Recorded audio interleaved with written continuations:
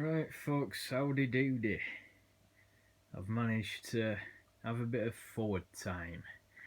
Now, you may remember the last video on this.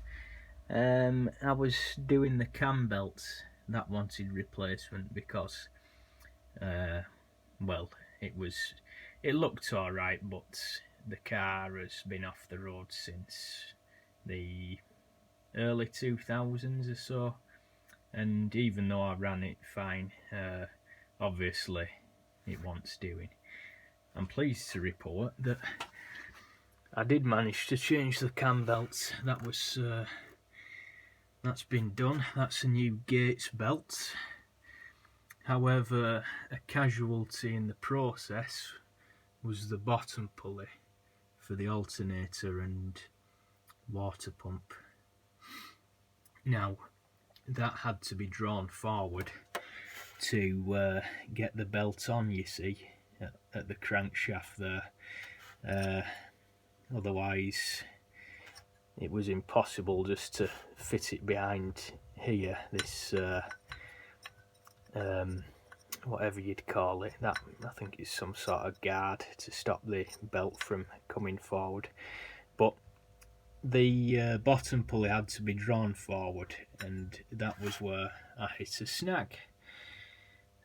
You can see the evidence, just remains of the pulley down there, because when I did try to draw it forward with a puller, because it's a casting, it went crack, which annoyed me a lot. So I sort of left the car for a few months, wondering what to do. But today, with renewed enthusiasm, I was able to remove it, although again not without a lot of physical work and getting more and more extreme in method. I tried the puller again, but obviously with the pulley being fractured, it just drew one side over while the other remained stuck fast, and then that half of the pulley, the other half here, that broke off like so. So it was fractured in one place, and then that was just bending forward until that gave way as well. So what I did is I got the angle grinder. Got the angle grinder on the boss of the pulley, made you know, a mark in it that I was able to get a chisel in. And my dad helps me. He gave it a right whack with a lump hammer and a really long chisel, and it yielded. Had to be really careful, of course, with the angle grinder not to cut into the crankshaft, the nose of the crank there, or indeed catch the engine here with it, or anything else for that matter. So I'm pleased to report that it's off, and what I'm going to do is thoroughly clean the nose up here with some wire wool. I understand, well, you guys watching old school mechanics and people who had experience of Ford Pintos will probably say, yeah, it was a pig of a job to get the crank off. That's what I've been told. And employing heat, you know, warming the thing up with a blowtorch and then getting it with a three-legged puller will shift it. But I was a bit wary about using heat because, as you can see, it's quite a confined space and the car is indoors.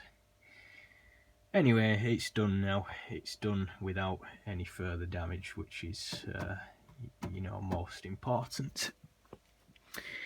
I don't like working on these cars at all, these Fords. It's a horrible car to work on, because I had to get the water pump off to get the to get access to the crank pulley, and I had to draw the pulley boss forward there, and you can see the restricted space where the bolts, you know, you have to jiggle them out.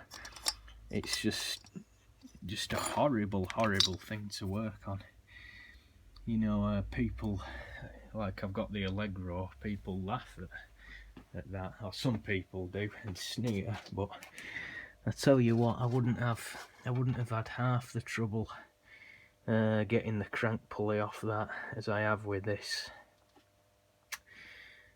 The next issue, because I think I'm gonna call it a draw today, the pulley I bought is larger, it's slightly larger, so that will of course affect the turning speed of the water pump and alternator. I've just been figuring this out, and it would, if that's a bigger pulley than the original, it would surely mean the alternator was spinning faster, wouldn't it? Not slower. So that Pinto large, that's something I bought in error, but it happens to be the only one available. I'm going to try and source one of the right size, because even though that does actually fit on the crankshaft, it is just that bit bigger. So, you know, I want to. I've been bitten before when I've fitted parts that you think will be okay and look okay, but really they can create other problems. So I'm gonna try and source another of the correct size. And then, because I had the radiator recovered, then I should well be able to get this thing